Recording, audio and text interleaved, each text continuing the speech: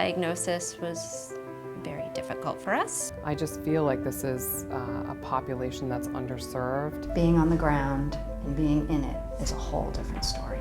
I felt wicked sad because I couldn't lift anything heavy and I couldn't do a lot of walking. We kind of had to let go of these ideas about the child we thought we were going to have. When we came in contact with Woodfords, our lives changed. It just felt so good to have somebody there. We don't feel so alone. We don't feel like we have to do it all just ourselves. I feel excellent now. There's so many individuals who have developmental disabilities and need support in order to reach their fullest potential. And that's where we come in.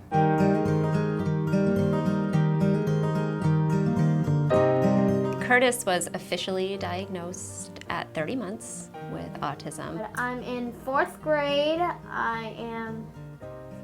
I'm learning about parallelograms and quadrangles. Pretty much Jamie's first year with us was keeping Curtis alive. We were just trying to keep him safe. It's really difficult at first to have somebody coming into your home, but Jamie has really become part of our family. Curtis is very, very sweet, although he tries to hide it and disguise it, but deep down he's a mush ball. He's a brilliant mathematician, a wonderful artist, great reader, and couldn't tie his shoes. He is such an independent kiddo in many ways, but a simple task like tying shoes is something that he really struggled with, and he was able to finally master the task of tying his shoes, which was a really huge deal. It was really cool to see him be able to do that.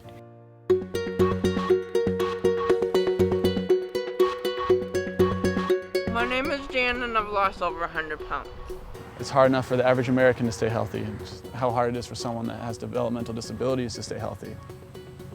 Profound challenges come there. I weighed 305 in the beginning, and I kept on losing and losing and losing. I feel excellent now. I stayed away from junk food and I did a lot of walking. Apples and bananas and strawberries and kiwi down to 192. I feel successful.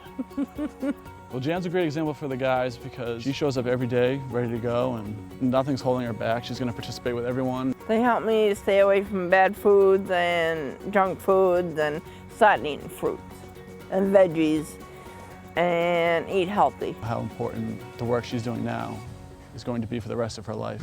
And I feel great, and I'm proud of myself.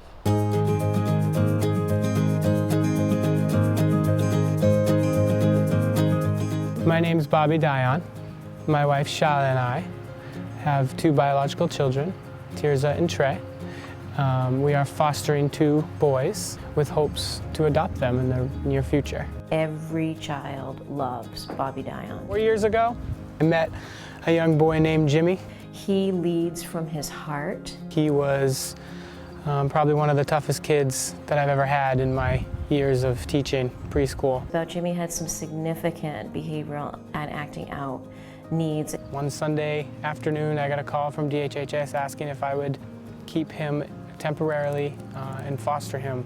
And along with that question came, will you accept his brother? It happened quickly. We didn't think ahead of time that we were going to be foster parents. So our biggest barrier now to making this a complete and forever family, is our space. Because they only had a 2-bedroom house when the boys came to them, and they grew overnight into a 4-kid home instead of a 2-kid home. Jimmy's doing so well at his elementary school. Essentially, there are no issues. Goes to school every day, is meeting new friends, bonding with his brothers and sisters. I do see them as the epitome of therapeutic foster care. It is about having an open heart and an open home. He has often said that if he could have a huge house, he'd have multiple kids in their home. He's so child-focused. He's so about great choices. He is so reassuring, and kids respond to that.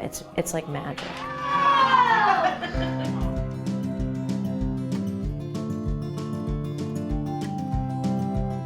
Our son, Davis, has a late diagnosis of pervasive developmental delay. He is a spitfire of a little boy. We've been with Woodfords for about 1.5 years. It's been a complete godsend. Knuckle bump. Reprogram. Come on. All right. Talk to Dad. When we got case management services, it brought all of that underneath someone, Jen, who is an expert in that, which we're not experts in. And it made an enormous difference for us. I tend to spend a little bit more time with the families and really get to understand what their needs are. But Jen really was like a lifeline, literally, when my son would start throwing things, heavy objects in the car, kicking, screaming, really completely out of control. Before the case management services, we had to figure all that out on our own. And it was so scary and so frightening. Not that it's not scary now, but it's less scary.